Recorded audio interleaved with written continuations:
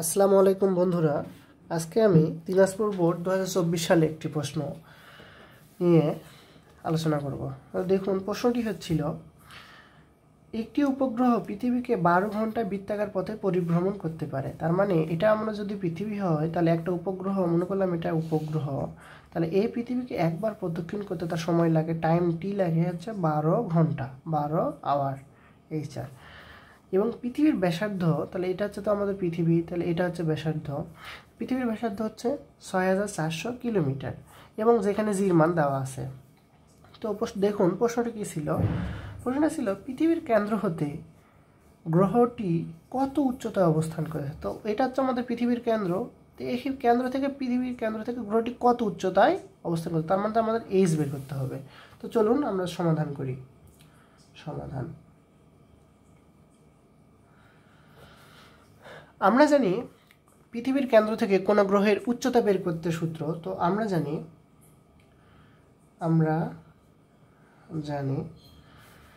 H is equal two, পৃথিবীর কেন্দ্র থেকে কোনো একটা গ্রহের উচ্চতা বের করার সূত্র কি, আমরা জানি H is equal to G M T square divided by 4 পায়ের উপর স্কোয়ার বন্ধনী 1/3 মাইনাস আর।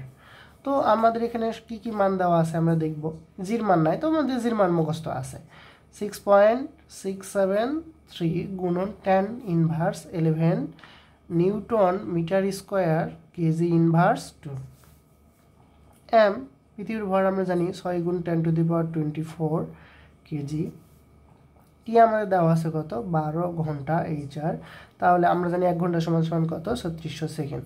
তাহলে 12 গুণন 3600 আমাদের কত আসছে, 12 গুণ 3600 করলে আমাদের কত আসে সেটা আমি হিসাব করে লিখব। তো 12 গুণ 3600 দিয়ে আমাদের আসতেছে 43,200, এটা আমাদের আসলো কি সেকেন্ড। তো আর কি দেওয়া আছে আমাদের, আর মান তো আমরা জানি, আর মানে পৃথিবীর ব্যাসার্ধ 6400 কিলোমিটার দেওয়া আছে, তাহলে 6400 কিলোমিটার। তাহলে এটাকে আমরা মিটার বানাইলে পাবো 6.4 গুণ 10⁶ মিটার। তো আমরা সকল মান আমরা এখানে বসাই দিলে আমাদের হয়ে যাবে। তো অনেকেই আমরা এভাবে না করলেও অঙ্কটা হয়তো, আমরা এখান থেকে জিএম এর মান বসাইতাম। তাহলে এই যে এটা আমরা সূত্র, এটা যেহেতু আমাদের ছোট হাতের জির মান দেওয়া আছে, তাহলে আমরা অনেকেই আমরা এইভাবে করলেও আমাদের অঙ্কটা হয়তো GM is equal to R square. তো আমরা সেখান থেকে আমরা জিএম এর মান বের করবো। তাহলে জিএম ইজ ইকুয়াল টু কি, আর আর গুণ করলে পাবো জি আর এর উপর স্কোয়ার। তাহলে এই জিএম এর পরিবর্তে আমরা এখানে জি আর স্কোয়ার বসাই দিলেও আমাদের অঙ্কটা হয়ে যেত। তো যার যেটা ইচ্ছা মানে আপনাদের কাছে যেটা সুবিধা মনে হবে আপনারা সেটা করবেন। আমরা যদি এখানে জিএম এর মান, যেহেতু আমাদের মুখস্থ মান বসাইলাম, কিন্তু এখানে ছোট হাতের একটা জির মান দেওয়া আছে, এই কারণে অনেকেই আমরা এভাবেও করতে পারি। তাহলে আমরা কি এখান থেকে জিএম এর মান বের করে নিলাম, জিএম এর মান পাওয়া গেল জি আর স্কোয়ার। তাহলে এই জিএম এর জায়গায় আমরা কি বসাইতে পারবো, জি আর স্কোয়ার দিয়ে মান বসাই দিব, তাহলে আমাদের অঙ্কটা হয়ে যাবে। তো আমি এটা দিয়ে করতে চাচ্ছি, আমি এটা দিয়ে করবো। তাহলে আমাদের 6.673 গুণন 10 ইনভার্স 11 গুণন 6 গুণন 10⁻24 গুণন 43200, তার উপর কি আছে স্কোয়ার ডিভাইডেড বাই 4 গুণন 3.1416, তার উপর আছে স্কোয়ার দিয়ে আমি এখানে একটা থার্ড বন্ধনী দিব। তারপরে কি আছে 1/3 মাইনাস আর, তাহলে মাইনাস আমি আর এর মান নিচে বসাইলাম, আর এর মান আমাদের কত 6.4 গুণ 10⁶। তো এটা আমরা যদি ক্যালকুলেটারে লব বাই হওয়ার আকারে যে ক্যালকুলেটারগুলো অর্থাৎ 991 ms, এগুলোতে আমরা যদি হিসাব করি তাহলে আমাদের হিসাব করে কত আসে আমরা সেটা দেখি। তো দেখুন বন্ধুরা, আমি হিসাব করলাম, আমাদের হিসাব করে আমাদের মান আসে 20, 24, 9, 7, 2, 3.06 ...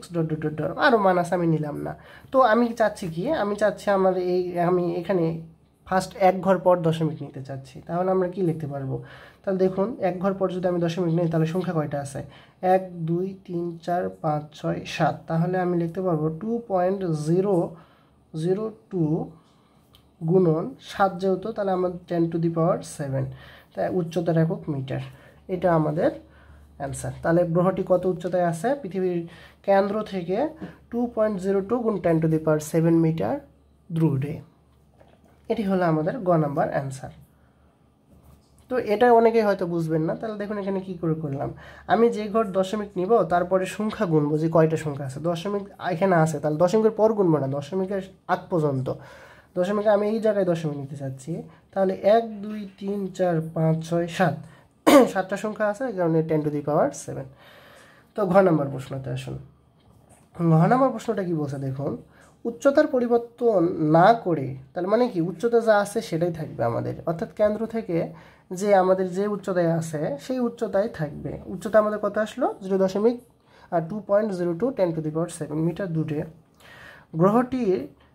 গ্রহটিকে কত বেগে প্রদক্ষিণ করলে এটি ভূস্থির উপগ্রহে পরিণত হবে। আচ্ছা, ভূস্থির মানে কি পৃথিবীর স্থির। আচ্ছা বলুন তো বন্ধুরা, পৃথিবী তার নিজ অক্ষে একবার আবর্তন করতে কত ঘন্টা সময় লাগে? 24 ঘন্টা। তাহলে এই কথাটা আমরা লিখবো। আমরা জানি পৃথিবী তার নিজ অক্ষে 24 ঘন্টায় একবার প্রদক্ষিণ করে।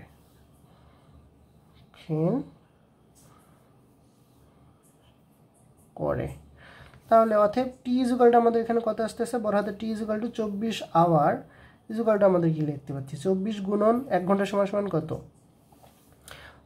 3600 সেকেন্ড সমান সমান কত, 24 ঘন্টায় আমাদের আসবে 86,400 সেকেন্ড। এটা আমাদের পৃথিবীর আবর্তন কাল। তাহলে আমরা এই আবর্তন কালে আমাদের যদি ঘুরাইতে হয় তাহলে আমাদের কত বেগে প্রাপ্ত করতে হবে সেটা আমাদের নির্ণয় করতে হবে, তার মানে আমাদের ভি নির্ণয় করতে হবে। তো চলুন আমরা জানি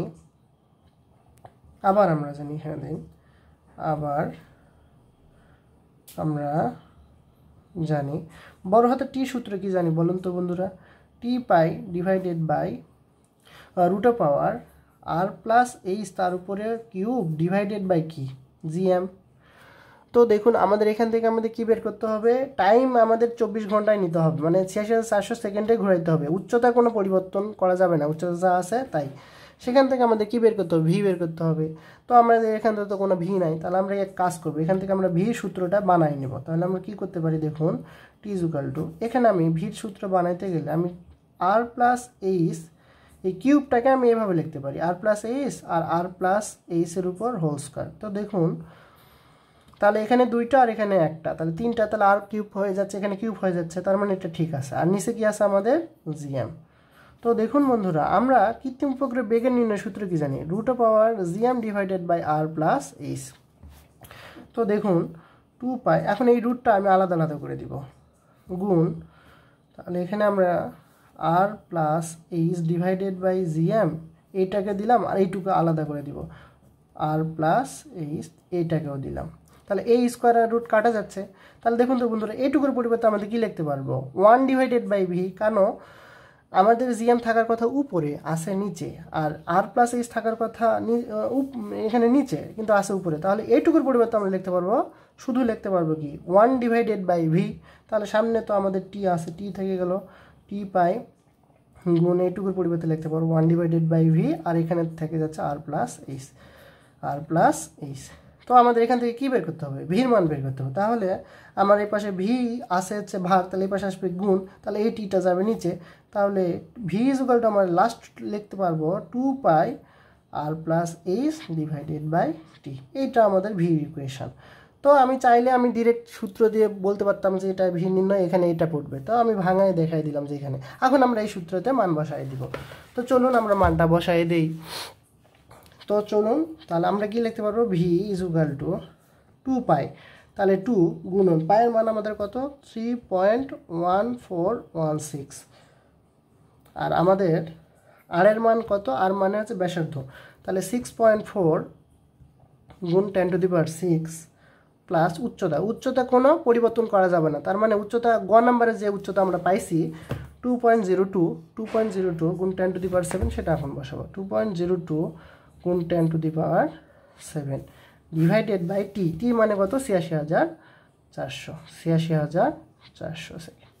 তো এটা আমাদের হিসাব করে আমাদের যেটা আসবে সেটাই হবে কৃত্রিম উপগ্রহটির দূরত্ব পরিবর্তন না করে তাকে কত বেগে ঘুরলে স্থির মনে হবে। তো চলুন আমরা এটা সলভ করি। তো তো দেখুন বন্ধুরা, আমার আসলো লাস্টে ক্যালকুলেটর হিসাব করে আমাদের যেটা আসছে 19,344.11। তো তোমাদের দেখবা যে অনেকে কম বেশ আসতেছে, তো কোনো সমস্যা নাই। আমি এখানে যদি আরও মান নিতাম তাহলে দেখবা যে এখানে আরও একটু বেড়ে যাচ্ছে। তো আমি এখানে দশমিকের পর 1-2 ঘর নিয়েছি, এই কারণে আমাদের এখানে মানের অনেকের তারতম্য ঘটবে, তো এটা কোনো বিষয় না। তাহলে বেগে রাখো কি MS ইনভার্স 1। এই হলো আমাদের কৃত্রিম উপগ্রহটির বেগ, দূরত্ব পরিবর্তন না করে। আমাদের প্রশ্নটা কি বলছিল, উচ্চতা পরিবর্তন না করে গ্রহটিকে কত বেগে প্রদক্ষিণ করলে ভূস্থির মনে হবে। তাহলে আমরা লাস্টে কি লিখব, অতএব গ্রহটিকে